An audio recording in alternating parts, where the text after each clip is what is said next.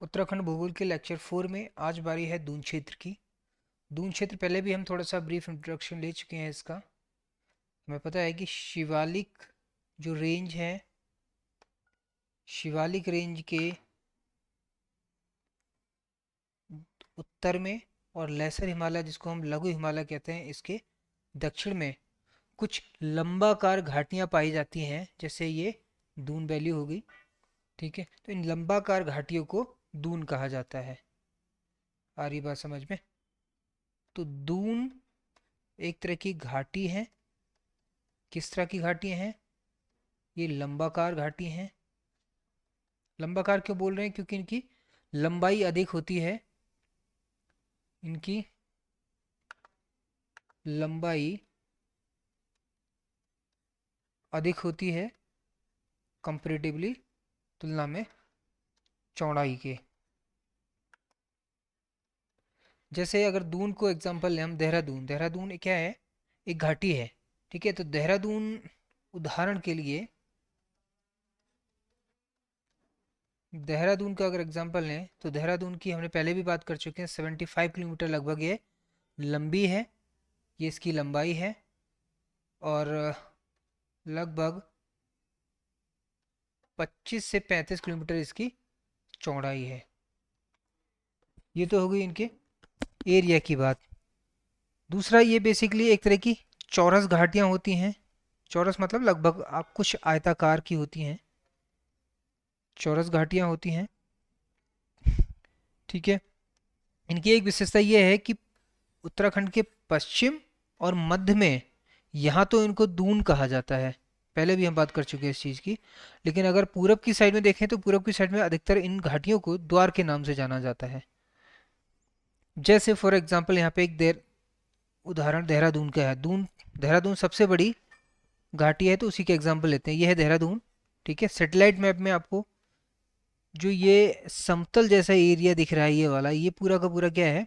देहरादून घाटी है। तो इसकी ये लंबाई होगी 75 किलोमीटर, चौड़ाई हो जाएगी 25 से 30 किलोमीटर। और डिटेल में अगर आप इसको देखो तो और डिटेल में आपको यहाँ दिखेगा। ये यहाँ पे देखो, ये है पूरा इसका पर्टिकुलर स्ट्रक्चर देहरादून घाटी का। तो इसकी लंबाई अधिक है और जबकि चौड़ाई इसकी कम है लंबाई की तुलना में। तो दून जो होते हैं या द्वार जिनको कहते हैं, ये जो क्षेत्र हैं ये बेसिकली घाटी क्षेत्र हैं। और ये बहुत ऊंचे नहीं होते हैं। इनकी ऊंचाई अगर हम बात करें, घाटियों की ऊंचाई की बात करें, तो ऊंचाई होती है इनकी 350 से 750 मीटर तक। ठीक, तो बहुत ज़्यादा ऊंचे नहीं होती हैं ये। इसके बाद इसमें कुछ नदियाँ भी होती हैं, और विशेषता ये होती है कि इसमें जो नदियाँ बहती हैं, नदियों के द्वारा इसमें कांप लाई जाती है। कांप मतलब जैसे आप जलोढ़ मिट्टी टाइप की। ठीक है, कांप क्या है? एक तरह की मिट्टी का ही रूप मान लो इसको। तो इसकी वजह से ये घाटियों का जो क्षेत्र होता है ये काफ़ी उपजाऊ होता है। ठीक है, तो यहाँ पे लिख देते हैं, इसकी वजह से घाटी क्षेत्र उपजाऊ हो जाता है। इतनी बात आई समझ में? अब उपजाऊ है, सीधी सी बात है, घाटी क्षेत्र उपजाऊ है तो इसमें क्या होगा? फसल यानी कि धान वगैरह की खेती ठीक ठाक होगी। और जहाँ फसल ठीक होती है वहाँ क्या होता है? जनसंख्या का घनत्व अपने आप ही बढ़ जाता है। तो इस एरिया में यानी कि दून यानी कि घाटियों में जनसंख्या घनत्व अधिक पाया जाता है। इतनी बात आई समझ में? इसके बाद अगर इस दून घाटी की हम जलवायु और मौसम की बात करें तो इसका जलवायु और मौसम लगभग लगभग शिवालिक क्षेत्र के जैसा होता है। यहाँ पे कम से कम तापमान सर्दियों में होता है। कम से कम ये 4 डिग्री सेल्सियस के आसपास रहता है। और अधिक तापमान वही जो शिवालिक में रहता था, 32 डिग्री सेल्सियस के आसपास।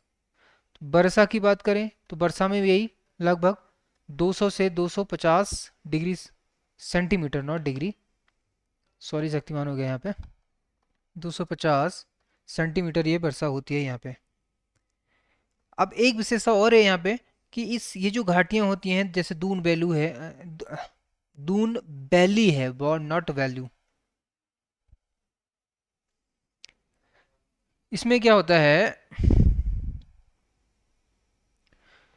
दून घाटियों की एक विशेषता ये होती है कि इसमें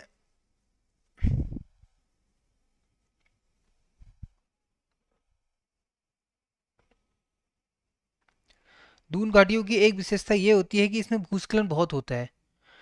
और भूस्खलन कहाँ से होता है, ये होता है लेसर हिमालय या लघु हिमालयों की साइड से।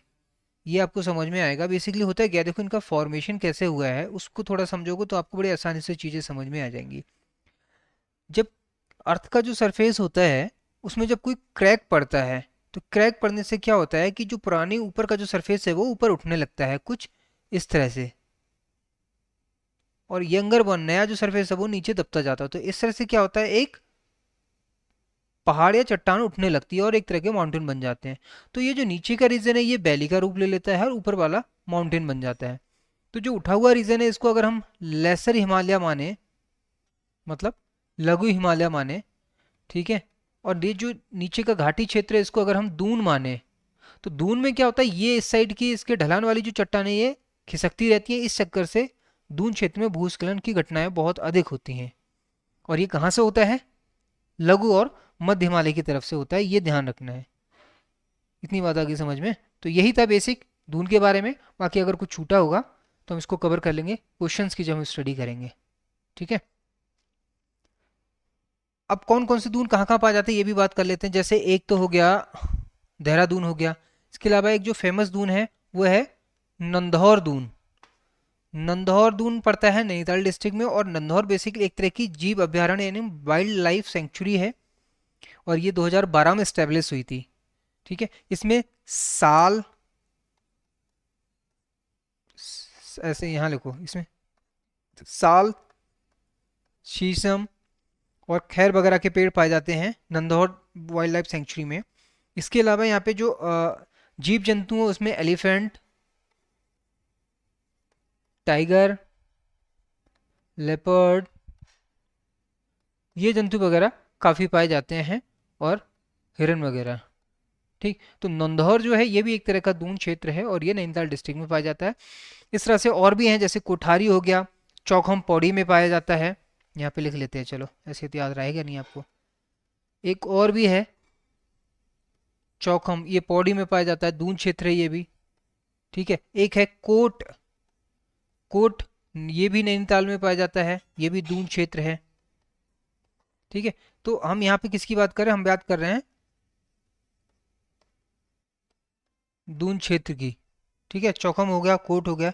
इसी तरह से और भी हैं, पछवा हो गया, चंदी हो गई, हरिद्वार, हर भी एक तरह का, हर के बाद ये भी एक तरह का क्या है, दून क्षेत्र है, और हरिद्वार पता ही है आपको, ठीक है। तो ये ध्यान रखना, ये हुआ दून के बारे में बेसिक इंट्रोडक्शन। अब बात करेंगे बचे हुए पोर्शन की क्वेश्चंस में, और डिस्कस करते हैं कि अब तक कौन कौन से क्वेश्चंस इसमें पूछे जा चुके हैं।